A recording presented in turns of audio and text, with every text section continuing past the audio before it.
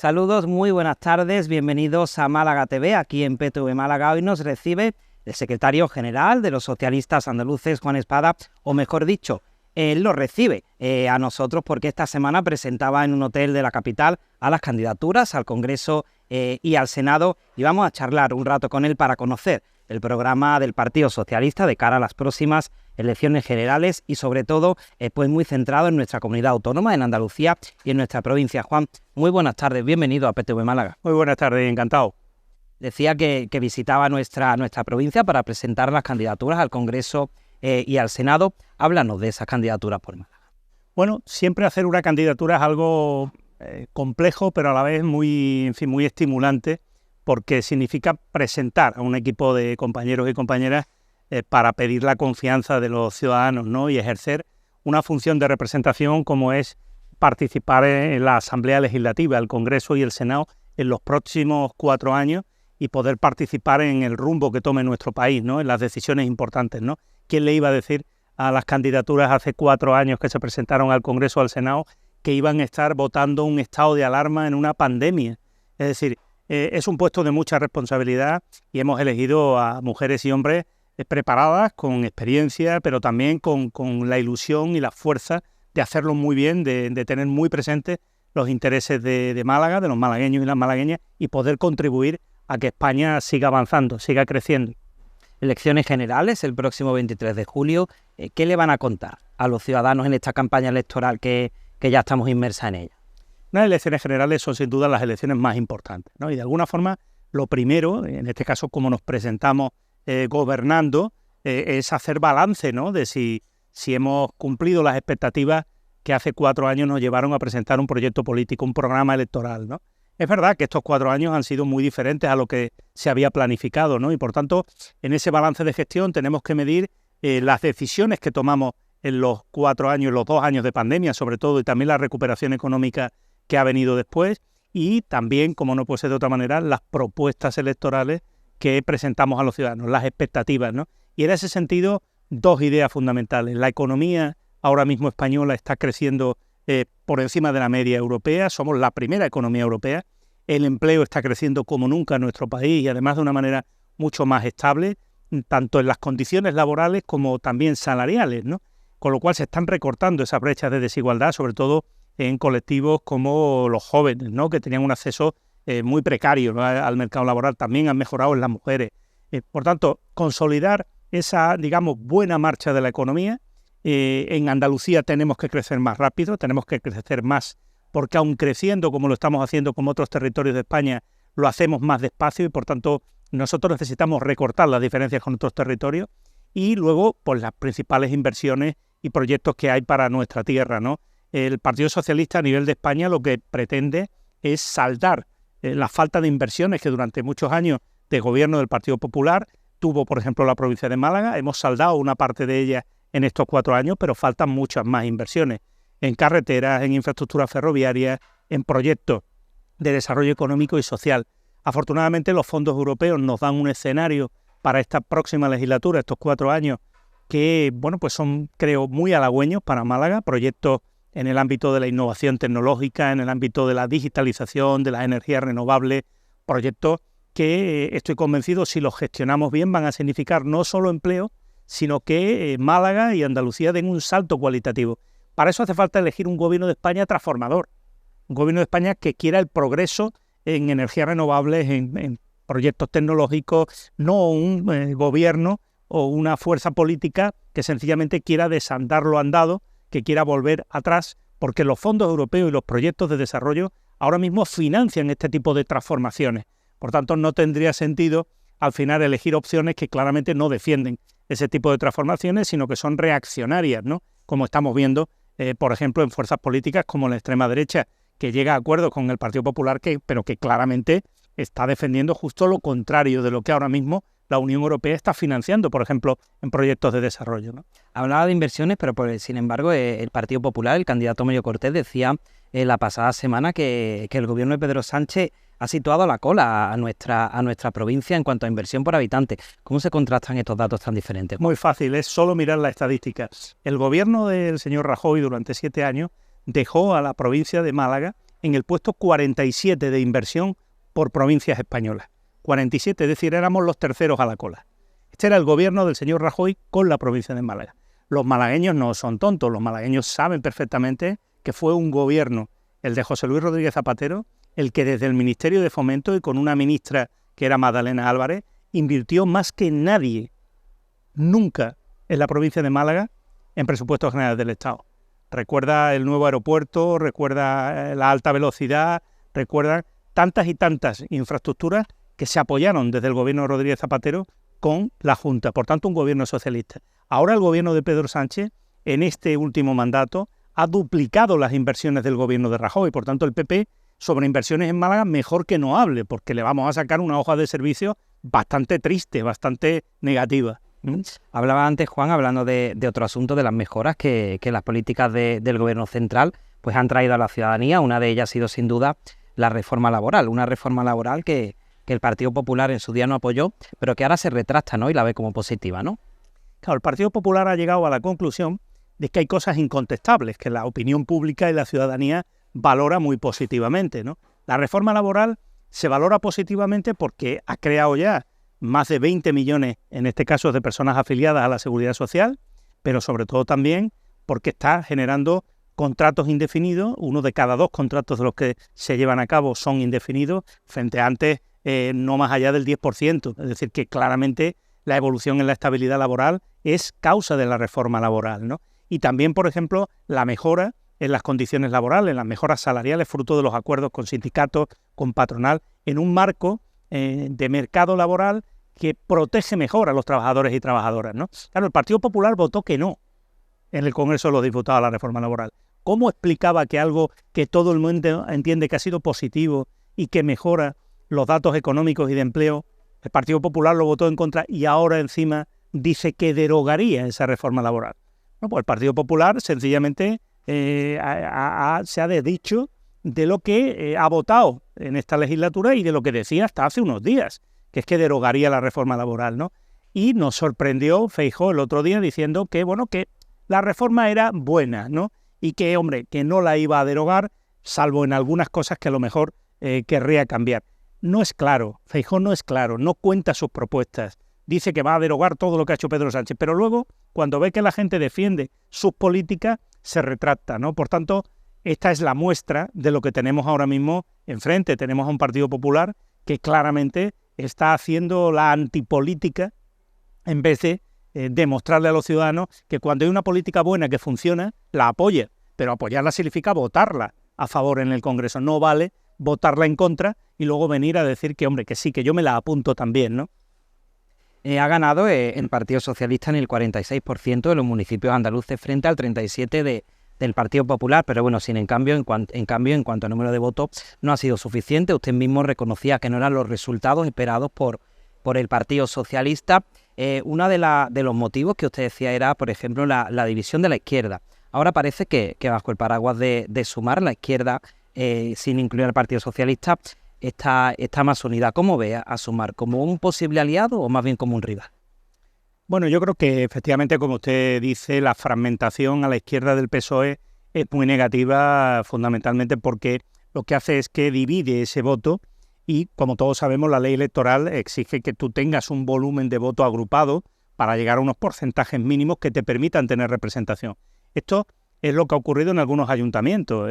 Las fuerzas a la izquierda del PSOE no han obtenido representación suficiente y algunos gobiernos en los que el PSOE necesitaba esa representación para poder gobernar, los hemos perdido por una mayoría que justamente ha sido la mayoría del Partido Popular con la extrema derecha. O sea, un cambio radical, ¿no?, en las políticas que desgraciadamente verán los ciudadanos estos 4 años, ¿no? Por tanto, era importante que las fuerzas políticas hacia la izquierda, en vez de presentarse separadas, se presentaran unidas, ¿no? Para el PSOE esa ha sido una buena noticia, con independencia de que es verdad que luego en el espectro de voto ideológico progresista compitamos también en ese voto, ¿no? Y en ese sentido, yo lo tengo que decir claramente, desde el respeto a partidos políticos minoritarios o con un menor nivel de representación, lo que sí es cierto es que en estas elecciones generales nos las jugamos. El Partido Socialista tiene que ganar a la derecha. Solo es el Partido Socialista el que se presenta como alternativa para poder gobernar España. lo hagamos con mayoría absoluta o lo hagamos en gobiernos de coalición o lo hagamos apoyándonos en otra fuerza política como pueda ser Sumar, ¿no? Por tanto, hay que decidir. Si el Partido Socialista no gana las elecciones, tenemos muy difícil, por no decir imposible, poder gobernar. Por tanto, el voto útil de la izquierda esta vez más que nunca es un voto al Partido Socialista. El Partido Socialista es un partido generoso y un partido profundamente democrático que entiende que hay que apoyarse en fuerzas políticas que ideológicamente compartan principios y valores, por tanto siempre haremos un gobierno participativo con otras fuerzas de izquierda. Pero ahora mismo el voto al PSOE, si me lo permite, vale doble, porque al final es ese voto útil que nos puede garantizar ganar al Partido Popular y por tanto poder conformar un gobierno. Hablaba también en ese día de reflexión de una estrategia de acoso y derribo a Pedro Sánchez, al presidente del gobierno. ¿Podría pasar también factura en estas elecciones nacionales o nos movemos ya en otro contexto diferente? Yo creo que el Partido Popular ha generado durante demasiado tiempo, y quizás hemos reaccionado tarde, una estrategia de desgaste personalista auténticamente inhumana, ¿no? De un líder político como el presidente de gobierno y secretario general, haciéndolo aparecer ante la sociedad como prácticamente el que genera todos los problemas, todas las cosas negativas que ocurren en nuestro país. Se han dicho auténticas barbaridades, se ha dicho que la sequía era culpa de Pedro Sánchez, se le han dicho a los españoles que nos confinábamos en las casas o que nos limitaban los horarios de los bares como consecuencia de unas ideas de Pedro Sánchez cuando sabíamos que eran las autoridades sanitarias, no solo aquí, en otros países igualmente, las que garantizaban que era la única manera de combatir el COVID. Es decir, se ha hecho, digamos, de Pedro Sánchez un personaje como mínimo negativo para la ciudadanía, un día tras otro, etcétera, ¿no? Aparte de acusarlo de pactos y de otro tipo de estrategias que de verdad el Partido Socialista ni ha tenido ni va a tener. El presidente del gobierno, Pedro Sánchez, ha estado concentrado en la gestión del gobierno de España. Y cuando hemos intentado sacar a este país no solo de una pandemia, sino conseguir que se recuperara económicamente, que volviera a generar empleo, que la gente volviera a recuperar sus vidas, estábamos dedicados a hacer una política leal y una política útil y llevar propuestas al Congreso de los Diputados. En cambio, lo que nos encontrábamos era el voto en contra permanente del Partido Popular, que debería de ser un partido de Estado, y hemos tenido que poner encima de la mesa decisiones como la revalorización de las pensiones, como la propia reforma laboral, y hemos tenido que esperar a que el conjunto de fuerzas políticas del Parlamento las apoyara, porque si no, no iban a salir adelante, porque el Partido Popular y Vox siempre las votaba en contra. Es muy triste y muy desleal que hoy esa fuerza política del Partido Popular venga encima a dar lecciones de lealtad con su país. El Partido Popular ha sido muy desleal con España, o sea, muy desleal con los españoles y españolas. Así que creo que los ciudadanos debemos reflexionar sobre que hemos estado, desde el Partido Socialista, desde el Gobierno de España, muy ocupados en España y en los españoles, y quizás nos tendríamos que haber ocupado en parar tanta difamación y tanto desgaste absolutamente gratuito e inhumano que se ha hecho de la figura de Pedro Sánchez, que al final es el presidente de gobierno que ha sacado adelante este país, ¿no? ¿Qué piensa, por lo tanto, cuando escucha al Partido Popular decir esa frase o ese lema, derogar al sanchismo? Bueno, a mí me parece la típica frase o ocurrencia pues de personajes como la señora Ayuso, de personajes como el señor Bendodo, es decir, de estas personas que son los referentes de la antipolítica en España, ¿no?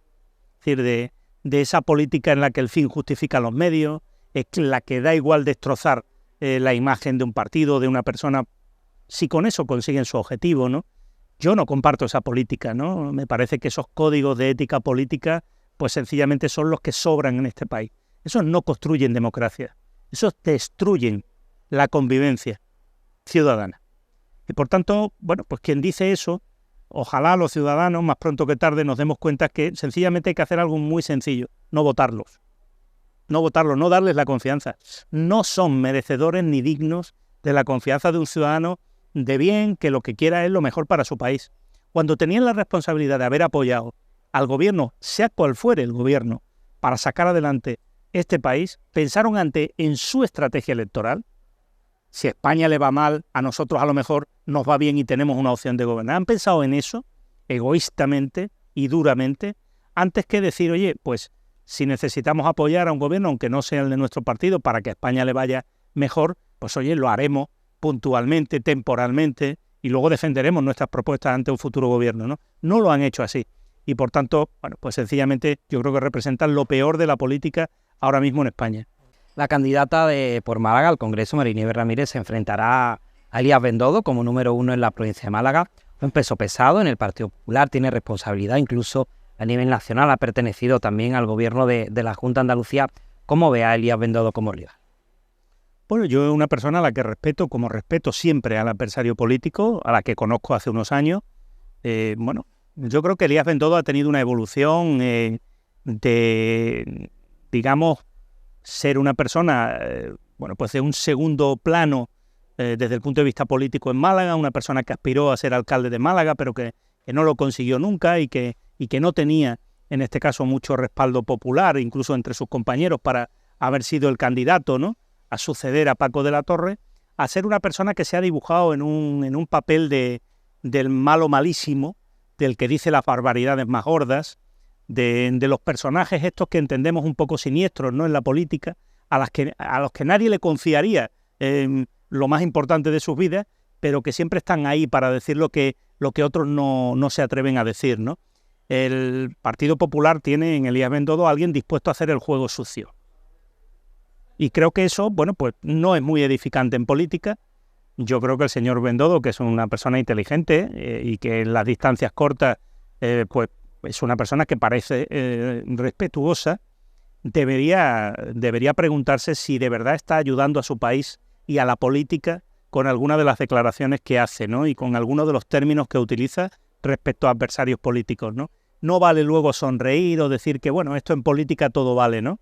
Empezamos así y luego nos encontramos a fuerzas de ultraderecha que sencillamente incitan al odio del que piensa diferente, ¿no?, desde el punto de vista político, ¿no? Secretario general del PSOE de Andalucía, muy consciente de los problemas de nuestra comunidad autónoma. Le voy a hablar de uno que afecta a todas las provincias, pero muy especialmente a Málaga, como es el tema de la sequía, un problema que hay que atajar ya de inmediato. Y, por ejemplo, la pasada semana Francisco Salado tomaba posesión en la Diputación Provincial de Málaga como presidente y anunciaba un plan especial de aquí a 4 años de invertir 200 millones de euros. Todas las instituciones están preocupadas por el tema de la sequía. ¿Qué propone y qué plantea el Partido Socialista? En primer lugar, de nuevo, la búsqueda de consensos y de acuerdos en materia de agua. Yo soy un firme defensor de que cuando tenemos problemas, y en Andalucía los tenemos de siempre, con un recurso escaso como el agua, lo que tenemos que hacer es trabajar mucho, trabajar cuando llueve, porque esto es como los incendios, no vale preocuparse de ellos cuando ya el incendio está en marcha, no vale preocuparse del agua cuando ya tengo la sequía o los cortes de agua. Hay que saber planificar e invertir cuando hay un margen de maniobra, porque las circunstancias no son tan adversas como lo son ahora, ¿no? En ese sentido le digo, acuerdos frente a las guerras del agua. El PP ha propiciado guerras del agua. El PP ha propiciado enfrentar a unos territorios contra otros, por ejemplo, en materia de trasvases, históricamente. Y el PP en Andalucía ha utilizado el agua como un arma para enfrentar a los agricultores con el Partido Socialista. Y por tanto, fíjese, yo estoy en las antípodas. Es decir, a mí hoy lo que me pide el cuerpo es decirle al señor Salado o al Partido Popular, por ejemplo, llevan 5 años gobernando la Junta de Andalucía y aquí en Málaga la cuenca mediterránea andaluza es competencia de la Junta de Andalucía completamente. ¿Qué han hecho en estos 5 años para que ahora no haya mayor capacidad de agua embalsada, por ejemplo? Sin embargo, no voy a poner el acento en eso que podría hacerlo, porque ha faltado planificación, han faltado inversiones y sobre todo una visión de la gestión del agua desde el punto de vista integral. El agua es mucho más que un recurso que exclusivamente pensemos en él para la actividad agrícola, es un recurso fundamental para la agricultura, pero tenemos que saber dimensionarlo también, por ejemplo, porque ahora lo que falta es agua para el abastecimiento humano.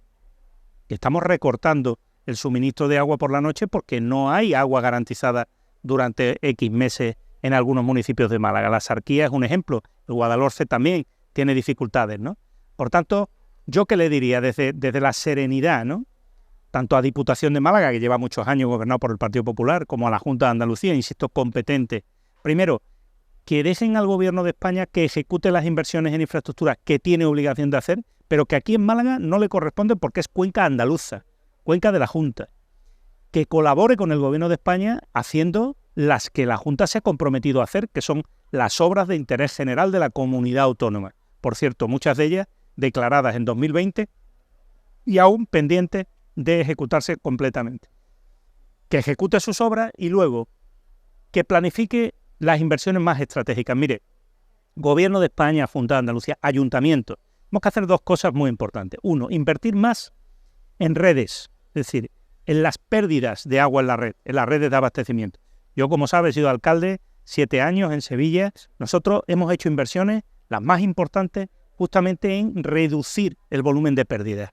Hay municipios en donde todavía hay mucho margen para mejorar. Segundo, regenerar agua, hay que invertir en tener mayor capacidad para poder reciclar y reutilizar agua.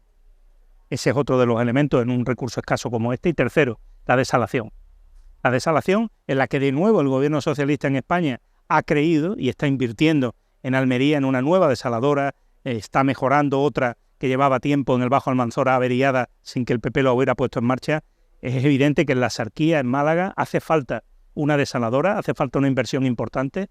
Está presupuestada por el Gobierno de España y hace falta que la Junta de Andalucía pues tome las decisiones y acuerde con el Gobierno para que eso se lleve a efecto, porque estamos hablando de un territorio competencia de la Junta de Andalucía. Por tanto, desalación, agua regenerada, recuperación en este caso de pérdidas en la red y luego una planificación y sobre todo acuerdos en materia de agua y trasladar que estamos ante algo crítico en un escenario de cambio climático como el que vamos a tener en los próximos años. Fíjese, si el Partido Popular camina en la dirección de Vox, pacta con Vox o, por ejemplo, en Extremadura, como ha hecho, incorpora a una fuerza como Vox al frente de la Consejería de Agricultura, ¿qué mensaje le está trasladando respecto a la eficiencia, a la racionalidad en el uso del agua a todos los agentes que dependen del agua?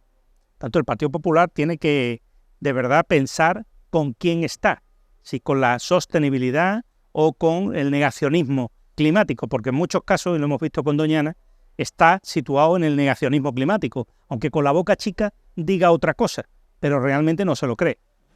Hablando precisamente de esos pactos entre el Partido Popular y Vox, en Extremadura ya ha llegado a un acuerdo. Usted mismo ha sido testigo en la pasada legislatura, en el gobierno de la Junta de Andalucía, del Partido Popular gobernar, no con Vox, pero sí con su apoyo. ¿Cómo valora todos estos pactos, teniendo en cuenta la posibilidad de nuevos pactos ahora en las elecciones generales? ¿Cómo valora esta unión? Bueno, está claro que la primera legislatura del señor Moreno Bonilla no hubiera sido si no fuera porque firmó un acuerdo con Vox, que le dio la presidencia y con el que Vox se cobró sobre la base fundamentalmente de derechos de las mujeres que retrocedieron claramente en materia de igualdad, y también sobre algunas cuestiones en las que hemos ido viendo cómo el Partido Popular había pactado con la extrema derecha, cuestiones que a nuestro juicio, como en el caso del incremento de la zona regable en la comarca de Doñana, han tenido una poca o nula explicación y sobre todo seguridad jurídica en el planteamiento que se ha hecho para los agricultores y les está generando más inconvenientes, más problemas que ventajas, ¿no? Por tanto, los acuerdos del Partido Popular con Vox, que insisto, le permitieron la presidencia al señor Moreno Bonilla, ahora en esta legislatura no deberían de ser ya una realidad, porque tiene mayoría absoluta el señor Moreno Bonilla y porque incluso muchos votantes votaron al señor Moreno Bonilla porque entendían que era el que iba a ganar las elecciones, porque el Partido Socialista, pues, a priori en esas elecciones parecía más débil o con menos opciones, y se le prestó voto para evitar que Vox fuera el partido determinante o decisivo. El señor Moreno Bonilla, en vez de dar marcha atrás con algunas de las cosas que pactó con Vox la legislatura anterior, por ejemplo, en relación con negar la violencia de género como tal y incorporar el concepto de violencia intrafamiliar con un teléfono de violencia intrafamiliar, que fue una exigencia de Vox, el Partido Popular no lo ha quitado. El Partido Popular sigue sin apoyar como debería con recursos propios y suficientes las políticas de violencia de género. El Partido Popular está incrementando los presupuestos del Instituto Andaluz de la Mujer, pero con fondos que le vienen del gobierno de Pedro Sánchez, no con fondos propios. El Partido Popular ha dejado de apoyar el tejido asociativo de asociaciones de mujeres en toda Andalucía. Se lo digo yo, que en Sevilla prácticamente se desmantelaron las ayudas y las subvenciones, incluso también a asociaciones en el ámbito de las universidades públicas andaluzas. Es decir, el Partido Popular dice una cosa en materia de igualdad, pero firma otra con Vox o directamente en sus gobiernos cuando deja morir, claramente es la palabra, deja morir en determinadas leyes que han propiciado la igualdad o las conquistas en derechos sociales. ¿Qué espera, por tanto, de este gobierno de mayoría absoluta en la Junta de Andalucía? Lo estamos viendo ya. El gobierno de mayoría absoluta del señor Moreno Bonilla ya no es ese Moreno Bonilla moderado que se presentó a las elecciones, no. Es el Moreno Bonilla soberbio, es el Moreno Bonilla que no necesita a nadie para pactar nada y aunque diga una cosa hace otra. Y es el gobierno, además, más incapaz en la gestión en los últimos años en Andalucía. Fíjese, es un gobierno que intenta ocultar su mala gestión en la sanidad pública. Niega que haya problemas en la atención primaria. Sin embargo, continuamente vemos concentraciones de personal sanitario en hospitales, en centros de salud, que niega que falten, en este caso facultativo, en verano en Málaga vamos a tener una reducción muy considerable cuando todo el mundo sabe que en un lugar de costa como Málaga lo que hay son más ciudadanos que en otras épocas del año. Por tanto, ¿cómo se explican los recortes en personal sanitario? Y que, curiosamente, es el gobierno, el del señor Moreno Bonilla, que más recursos tiene en el presupuesto para sanidad, porque hay una decisión de país, del gobierno de España, de que todas las comunidades reciban más transferencias de los presupuestos del Estado, porque la pandemia nos enseñó que había que invertir mucho más en sanidad pública. Pues ¿sabe lo que hace el señor Moreno Bonilla? Sencillamente gestionar peor, aun teniendo más recursos, porque la gente se queja más, las listas de espera se incrementan, y eso sí, mientras tanto la sanidad privada sigue recibiendo en Andalucía cada vez más recursos de la sanidad pública. Por tanto, ¿qué es lo que está ocurriendo aquí? Porque tenemos un gobierno opaco, un gobierno que va modificando un modelo de sanidad pública hacia un modelo mixto de sanidad pública y sanidad privada, pero por la puerta de atrás, sin explicárselo y sin decírselo abiertamente a los ciudadanos, y que además estamos investigando porque creemos que lo está haciendo de manera claramente irregular, adjudicando a dedo infinidad de contratos de la sanidad privada sin ningún tipo de procedimiento, y además un gobierno, en este caso, que, insisto, tiene un grave problema, que lo vamos a ver a final de año, lo veremos en diciembre, que es la gestión de los fondos europeos. Ahí es donde se mire si el gobierno del señor Moreno Bonilla tenía o no un plan para Andalucía, si tenía o no un gran proyecto para definir cuáles eran realmente las infraestructuras o las inversiones estratégicas con ese dineral de fondos europeos que está disfrutando Andalucía. Y ahí es donde se ve al Moreno Bonilla que no gestiona, al Moreno Bonilla que está en campaña electoral permanente, al Moreno Bonilla que está más preocupado de ver qué le va a pasar a Feijóo, de ver qué le va a pasar a Andalucía. Él ya ha ganado las elecciones, él tiene ya mayoría absoluta, él sigue apareciendo como un hombre bueno ante los andaluces, pero la realidad es que a Andalucía le va peor. Y es como consecuencia que no tenemos un presidente que esté gobernando y que esté centrado en la gestión, sino que tenemos un presidente que está encantado de conocerse, tiene una altísima estima de sí mismo, pero está dedicado a hacerse fotos o a la política ya de su partido para conseguir otros objetivos, ¿no? Y eso daña a Andalucía. Ya que ha hablado, Juan, de fondos europeos, por quedarnos en Europa, los socialistas defienden que la imagen de nuestro país ha mejorado de cara al exterior y de cara a Europa. ¿Por qué? Bueno, mire, presidimos la Unión Europea en este momento. Hace tan solo unos días, el presidente del gobierno preside la Unión Europea. España es el Estado de la Unión que tiene durante este semestre la presidencia de la Unión Europea. Eso es un orgullo, pero lo es también cuando llegamos a esta presidencia mejor que ninguna otra vez en la historia desde que entramos en la Unión Europea. Fíjese ese dato. Y esto no lo digo yo como socialista, lo digo con los datos económicos que demuestran que por primera vez el país que preside la Unión Europea es un país que se presenta, insisto, por primera vez en la historia de España como la primera economía europea en la recuperación post-COVID. Pero además un país que ha sido capaz de tomar decisiones económicas trascendentales de verdad para mejorar la vida de la gente o, por ejemplo, el empleo. Es decir, estamos siendo capaces en este último año y medio no solo de crecer por encima de la media europea, sino de retener y contener los precios de por sí altos, pero muchísimo más altos en otros países de la Unión Europea, con políticas en las que hemos sido pioneros en el ámbito de la Unión. El control de la inflación y los precios, por ejemplo, en la energía, en la luz, se lidera en Europa por España y por Portugal como consecuencia de eso que se denominó la excepción ibérica, que era defender un modelo diferente de precios en el ámbito de la energía, que solo defendía el gobierno de España, también luego Portugal, presidente Sánchez, la ministra Rivera, y al que el señor Bendodo, recordarán, llamó timo ibérico. Deberíamos recordárselo en esta campaña electoral. El señor Bendodo es el del timo ibérico. Timo ibérico cuando todo el mercado eléctrico se está reformando en Europa por consignas y por, en este caso, orientaciones estratégicas como las que dibujó el gobierno de España.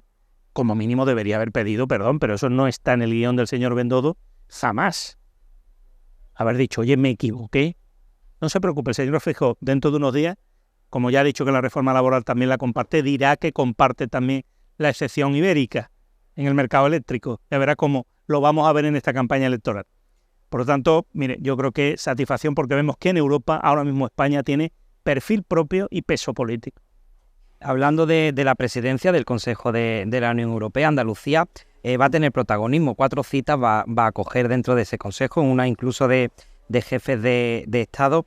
No sé si como defensor, los que le conocemos de la comunidad autónoma, si está contenta con el papel que el Gobierno central da, ya no solamente hablando de este Consejo, sino a nivel general a nuestra comunidad autónoma, porque es otra queja del Partido Popular, el abandono al que a su juicio tiene Pedro Sánchez sometida a nuestra comunidad autónoma. Imagínese, nunca en democracia han llegado más recursos económicos del Gobierno de España a Andalucía que con este Gobierno de Pedro Sánchez. Y eso sin que todavía hayamos podido cambiar el modelo de financiación autonómica que efectivamente perjudica a Andalucía, pero que necesita de un pacto de todas las comunidades autónomas con el Gobierno de España.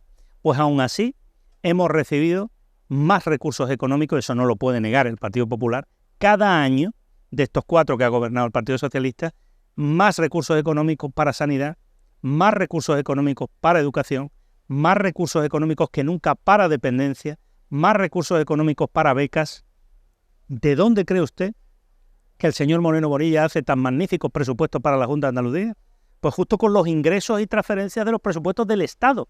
Pero eso no se lo escuchará decir al señor Moreno Bonilla, que en el colmo de la deslealtad no le dice a los andaluces que los presupuestos de Andalucía se nutren del dinero que las políticas del Gobierno de España está generando para luego él lucir como propio lo que le ha llegado por recursos del Estado, ¿no? Recursos que le corresponden a Andalucía por población, pero que si un gobierno en España no los toma, no llegan. La prueba la tiene con el señor Rajoy. También podía haber tomado las decisiones el señor Rajoy de salir de la anterior crisis invirtiendo y transfiriendo recursos a las comunidades, y ¿sabe lo que hizo? Recortar. Acuérdese. Las pensiones, 0,25%. Señor Sánchez, 8,5% de revalorización. La reforma laboral, señor Montoro, señor Rajoy, recortes. ¿Recuerdan los recortes del 5% en los salarios? ¿Recuerdan los recortes en el diálogo social? ¿Recuerdan cuánto era el salario mínimo interprofesional en España? Veamos qué ha hecho el señor Sánchez. Justo lo contrario de lo que se benefician hoy los españoles y las españolas. Por tanto, al final se trata de comparar. Se trata de comparar. Y evidentemente para nosotros la comparación ahora mismo no solo se aguanta, sino que, por ejemplo, en la presidencia europea, como usted decía, la apuesta del Gobierno de España de reflejar en Andalucía las principales reuniones y cumbres que va a haber, tienen nombre y apellido. Prácticamente en las 8 provincias hay actos, yo recuerdo los que se planificaron para Sevilla o Granada o Córdoba o Málaga, de cumbres de ministros sectoriales de la Unión Europea o de determinadas decisiones que a lo largo de los 6 meses se van a ir produciendo. Por tanto, España, claro que tiene presente Andalucía, la ha tenido, y cuando se ha podido comprometer además en proyectos de Estado, como fue la Expo del 27 con Málaga, lo ha hecho. Independientemente de que luego el Partido Popular, a la primera de cambio, veamos cómo se lo paga desde el punto de vista de la lealtad institucional. Hemos hablado de derogar a sanchismo, uno de los lemas del Partido Popular, el del Partido Socialista en la mejor España. No sé si se refiere a que Pedro Sánchez ha mejorado la España que se encontró, o a todo lo que queda, o si queda algo por hacer para mejorar. Fíjese la diferencia, ¿no? Derogar el sanchismo.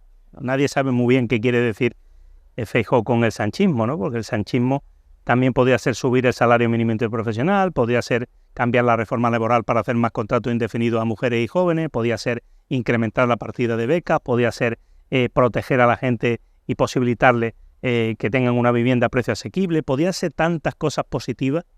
Eso podía ser el sanchismo, ¿no? Pues derogar eso es derogar las oportunidades de los españoles. ¿Y en beneficio de quién? ¿En beneficio exactamente de quién? De los intereses económicos que defienden un retroceso en las políticas de igualdad o en los avances sociales en este país. ¿Para esos gobierna el Partido Popular o el señor Feijóo? El señor Moreno Bonilla, que es alumno aventajado del señor Feijóo, ha demostrado que su primera decisión en esta legislatura no fue pensar en el 99% de los andaluces, sino pensar en menos del 1% de los andaluces, haciéndole un regalo fiscal con una rebaja en lo que fue el impuesto a las grandes fortunas, ¿no? El impuesto de patrimonio, sucesiones, etcétera. Por tanto, tenemos que tener muy claro para quién gobierna para quién. Cuando nosotros hablamos de un eslogan como la mejor España, es porque estamos viendo que las decisiones y políticas que se toman construyen una España que es una España solidaria, una España incluyente, una España en la que cabemos todos, pero una España en la que hay que estar más pendiente de la gente que tiene menos recursos, que necesita de un gobierno, que de los grandes intereses económicos como la banca o las grandes compañías energéticas o las grandes fortunas. Esta es la diferencia. Por tanto, esa, a nuestro juicio, sería la España en la que hay que avanzar, la que estamos construyendo, la mejor, porque significa poner en valor todo el potencial de la sociedad, y no solo la de unos pocos, frente a ese derogar el sanchismo, que significa al final algo muy poco explicable, pero muy poco edificante. Algo, en definitiva, en lo que el Partido Popular se mueve muy bien, que es en esa falta de código ético que apuesta por dividir España o Sánchez, en vez de por ser capaz de trabajar juntos para conseguir avanzar en el mejor país. Es el jefe de la oposición en Andalucía y en su perfil de Twitter llama la atención que, por ejemplo, en su descripción tiene un enlace directo a un número de WhatsApp para que la ciudadanía se ponga en contacto.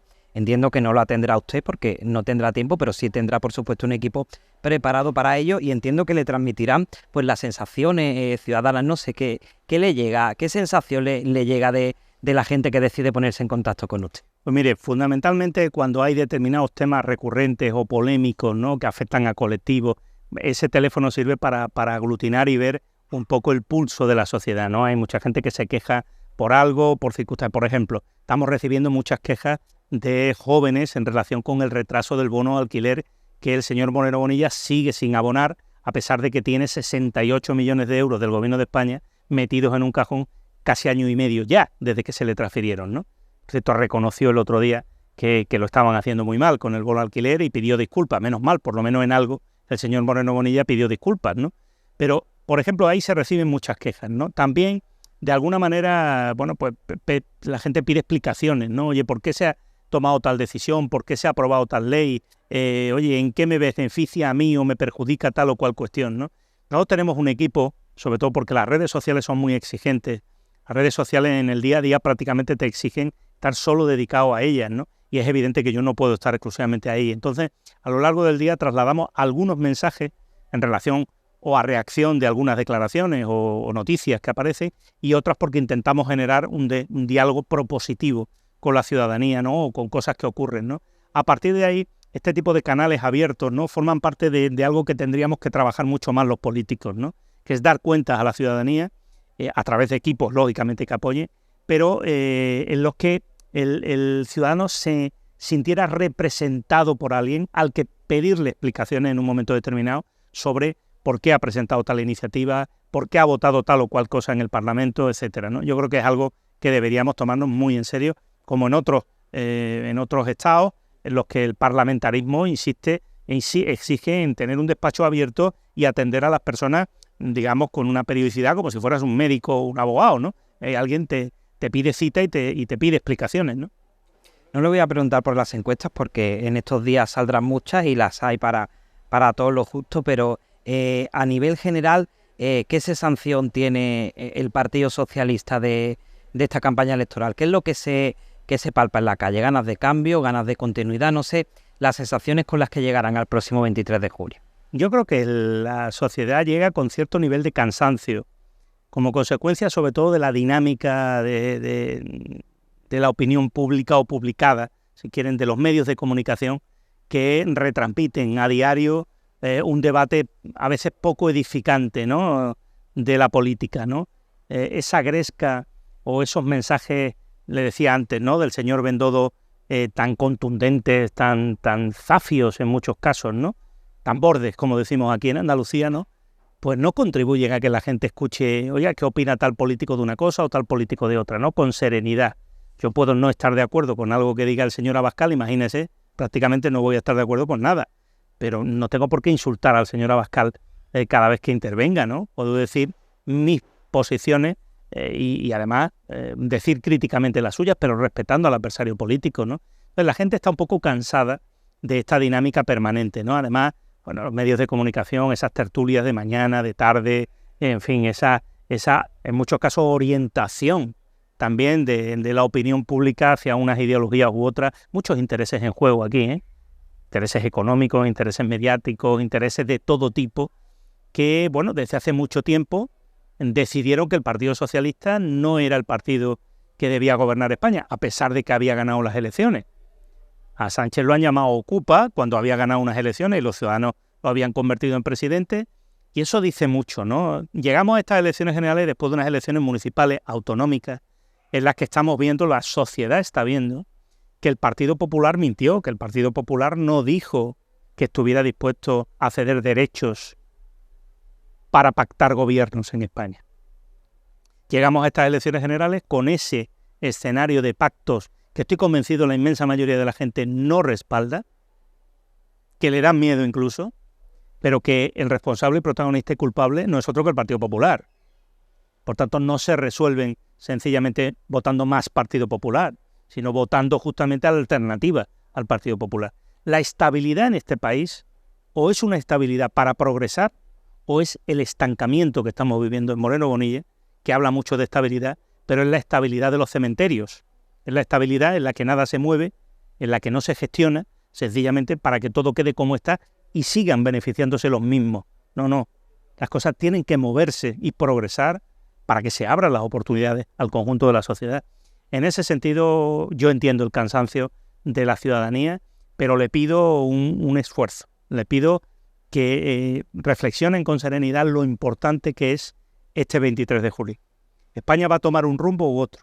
Esta vez no es un rumbo un poco hacia la izquierda o un poco hacia la derecha.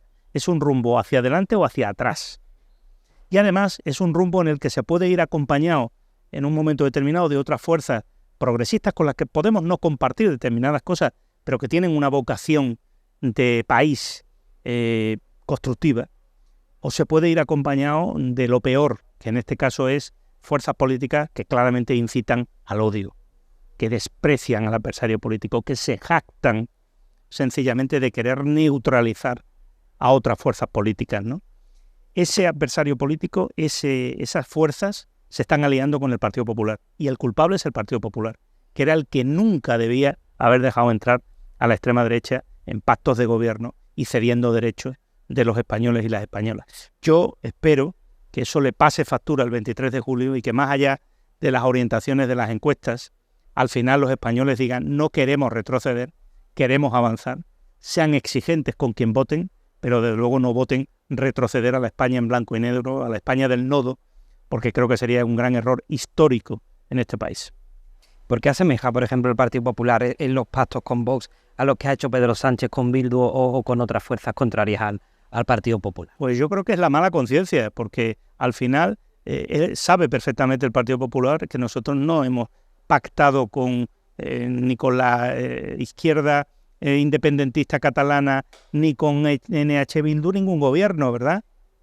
Donde hay ministros de alguna de esas fuerzas políticas o en donde ha habido decisiones compartidas de gobierno. No, lo que ha podido haber son iniciativas en el Parlamento en las que esas fuerzas políticas, como cualquier otra, hayan votado a favor o en contra. Ha habido de todo. Han votado a favor y en contra, igual que el Partido Popular. Pero no hay pactos de gobierno. El Partido Popular no puede hacer equivalente esos apoyos parlamentarios en decisiones puntuales con un pacto de gobierno como el que él sí está acordando con la extrema derecha. Pacto de gobierno en Castilla y León, pacto de gobierno como lo hubo en Andalucía, o los pueda haber ahora mismo, aunque sean sotoboche también en Andalucía, pactos de gobierno, desgraciadamente, en todas las comunidades y en muchísimos ayuntamientos. Por tanto, desgraciadamente, en España, la ultraderecha ha llegado a las instituciones de la mano del Partido Popular. Eso no se puede ni oscurecer ni derivar o desviar la atención hablando del Partido Socialista y de pactos que no han existido con estas otras fuerzas políticas. A nivel nacional ya sabemos la postura del candidato Feijóo, de otras fuerzas políticas respecto al debate, pero a nivel regional, teniendo en cuenta su responsabilidad, y a nivel provincial, los candidatos socialistas estarían dispuestos a sentarse a debatir con la oposición en esta campaña electoral. Lo hemos dicho desde el primer día, del inicio, digamos, de esta pre-campaña. Nos hemos puesto a disposición de todos los medios de comunicación. Partido Popular, a nivel del Estado, se ha negado a debatir tanto el señor Feijóo con el señor Sánchez como quien finalmente llevase las políticas económicas del señor Feijóo a debatir con Nadia Calviño, con nuestra responsable del gobierno en esa materia. Es decir, está claro que el Partido Popular no quiere debatir, quiere ocultar sus propuestas a la ciudadanía, y el Partido Socialista, tanto en España como desde luego en Andalucía y desde luego aquí en la provincia de Málaga, irá a cualquier debate en la que cualquier medio de comunicación propongáis sencillamente que los ciudadanos conozcan nuestras propuestas. Juan, para ir terminando, en líneas generales o a grandes rasgos, aunque hemos hablado de muchos temas, pero por concretar y porque a la ciudadanía pues le quede un poco más claro, ¿cuáles son esos principales retos a los que el Partido Socialista se enfrenta en esta campaña electoral, los retos principales? Yo creo que trasladar a la ciudadanía que España en estos momentos tiene un rumbo claro, cierto. Nuestra economía está funcionando por primera vez en la historia, está generando empleo, lo está haciendo en sectores de actividad económica en calidad y cantidad muy importante. Ya no es solo el turismo, ya no es solo la agricultura, son esos y muchos otros muy importantes en la industria, en la innovación tecnológica, son sectores ligados a las energías renovables, etcétera. Por tanto, ese modelo de crecimiento económico y empleo se combina con un gobierno que hace políticas para proteger a la gente. Cuidado, eso no lo hacen los gobiernos neoliberales y de la derecha. Un gobierno que mejora salarios, un gobierno que mejora las condiciones laborales de las personas mayores, un gobierno que sí cree en la sanidad, la educación pública y la dependencia. Un modelo, en definitiva, de éxito en nuestro país, que antes tuvo menos recursos económicos por los que este gobierno, el socialista, el actual, ha apostado para seguir invirtiendo. Y eso no ha lastrado la economía, sino que todo lo contrario, la está haciendo más fuerte. Está generando más capacidad económica para los ciudadanos para, en definitiva, generar riqueza. Por tanto, es un modelo que está funcionando, que toda Europa, además, señala como el modelo a seguir, el de España. Si nosotros ahora cambiamos o retrocedemos, nos estaremos dando un tiro en el pie, como se viene diciendo. Yo creo que ahora no hay que escuchar en determinados ruidos que son interesados de si tal persona o tal otra. No, estamos hablando de un proyecto político, de liderazgo en Europa, que es el que de verdad le va bien a España, a los españoles, a los andaluces o a los malagueños. Yo creo que debemos ser conscientes y responsables a la hora de votar y no dejarnos contaminar ni intoxicar por aquellos que simplemente vienen a la política a difamar, a mentir o a degradar a las personas, ¿no? Bueno, no nos queda ya más tiempo, pero sí quizá es suficiente por si le ha quedado algo pendiente o algo que a mí se me haya podido pasar, que quiera dirigirse a los ciudadanos. Tiene estos últimos minutos del programa, si quiere lanzar algún mensaje, y si no, pues ya despedimos. Daros las gracias por, la entrevista creo que ha sido muy amplia. También a los espectadores que nos sigan porque les interesen este tipo de reflexiones y las puedan compartir. Mi llamamiento sería un llamamiento a la participación. Creo que la ciudadanía debemos dejarla reflexionar con argumentos, pero debemos respetar la inteligencia del votante para que decida lo que decida. Si lo hace con criterio y con razonamiento, pues eso es la democracia y al final los resultados serán los que manden. Pero para mí es muy importante que lo haga, digamos, con un análisis de corazón y de cabeza de qué es lo que realmente es mejor para nuestro entorno familiar, el de nuestros amigos, el entorno de nuestra ciudad, de nuestro barrio, de nuestro territorio, y lo haga pensando en que queremos una España en la que quepamos todos, una España en la que la convivencia y el respeto sea un valor en sí mismo de nuestra democracia, y todos aquellos que no contribuyan con este tipo de fórmulas, este estilo político a ello, yo de verdad no invitaría a que se les votara y que se les engordara en las urnas. Los partidos políticos que están en esto para otra cosa, que son más antisistema o que van en contra, en definitiva, de lo que es la lógica de que la política es buena cuando ayuda a la gente, no debemos, en este caso, seguirlos engordando en las urnas, ¿no? Y deberíamos intentar introducir el que la estabilidad y la normalidad democrática consiste en que unas veces ganan unos, otras veces ganan otros, pero todos en su conjunto piensan en el bien común, en el interés general. Pues Juan, nada más. Muchísimas gracias por su tiempo. Sé que tienes pensado en esta campaña recorrerte prácticamente la comunidad autónoma, ¿no? No sé. Siempre lo hacemos y esta comunidad tan grande, pues imagínate, es un reto. Pero es verdad que en estas fechas, estas elecciones generales, a diferencia de las municipales que hice miles de kilómetros, van a ser más unas elecciones a través de vosotros, a través de los medios de comunicación, intentando introducir mensajes o algunos actos o algunas reuniones muy a primera o a última hora, porque luego es verdad que la climatología marca la diferencia respecto a otras fechas y hay que ser consecuente con ello.